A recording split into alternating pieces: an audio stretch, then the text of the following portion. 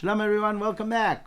This week we're learning Parsha's Vayakhel, and this week we're going to discuss how we are actually going to do it. This time we're going to build the Mishkan. All the things we learned about in the past, how they were supposed to do it, now they're actually doing it. They're going to build the Mishkan. And the one overseeing this task, his name is Bezalel. He's a youngster, a 13, 14-year-old boy.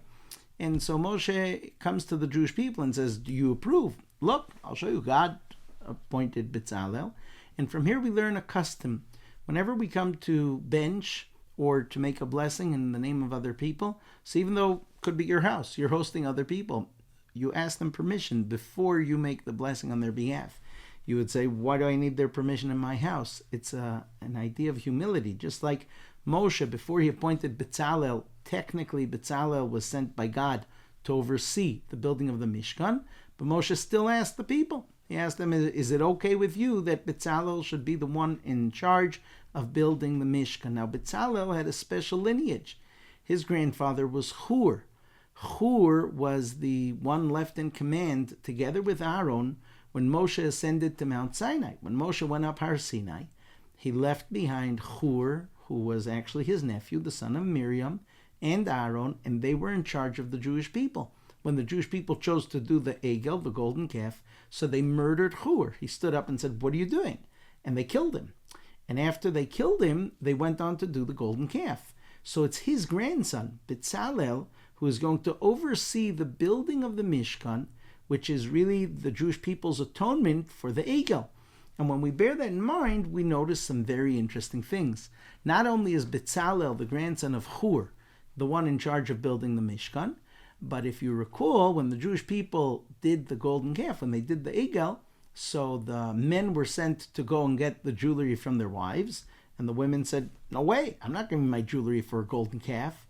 What happens in our Parsha? Vayakhel hanashim al hanashim. The women were first to come and bring their donations. They said to their husbands, you guys come along. I want you to be with me when I donate my jewelry in honor of the Mishkan. So the women, when it was a worthwhile cause, when it was in the name of Hashem, they led the charge. They came and said, we want to donate our jewelry for the Mishkan. The Jewish people were so excited over this idea that they could build the house of Hashem that within a day, they had donated more gold and silver and all the different cloths that were necessary, more than could be used. It was so beautiful that the Nesiim initially had said, we, the princes, we're the leaders of the Jewish people. Moshe, whatever you're missing, come to us. We'll fill in the gaps. And suddenly they found themselves where there was nothing missing. There was nothing left for them to bring. Vanisim heviu. So the pasuk tells us, you know what they were able to bring? At the very end, there was almost nothing missing. They said, oh, wait a second. We'll give those precious stones at Tavnei Hasham, at Tavnei HaMiluim, La'ifod V'Lachoshen. They brought the precious stones for the ephod and choshen, but they really lost out. They lost on their opportunity. And from here we learn an important lesson. When there's a mitzvah, a person should rush to be the first to do the mitzvah. The Nesiim made a mistake when they said, whatever's missing, come to us. So our Parsha tells us about how we built the Mishkan, and the Parsha begins with a commandment, keep Shabbos. And from here we learn that all the actions that were done in the Mishkan, all the important actions, which were 39 important tasks, those are the actions that are forbidden to do on Shabbos. And there's one I want to just mention, which I think is very interesting. When they set up the beams, the atzei shitim omdim, the beams that would actually make the walls around the Mishkan, so every beam would have two letters denoting who it matched to.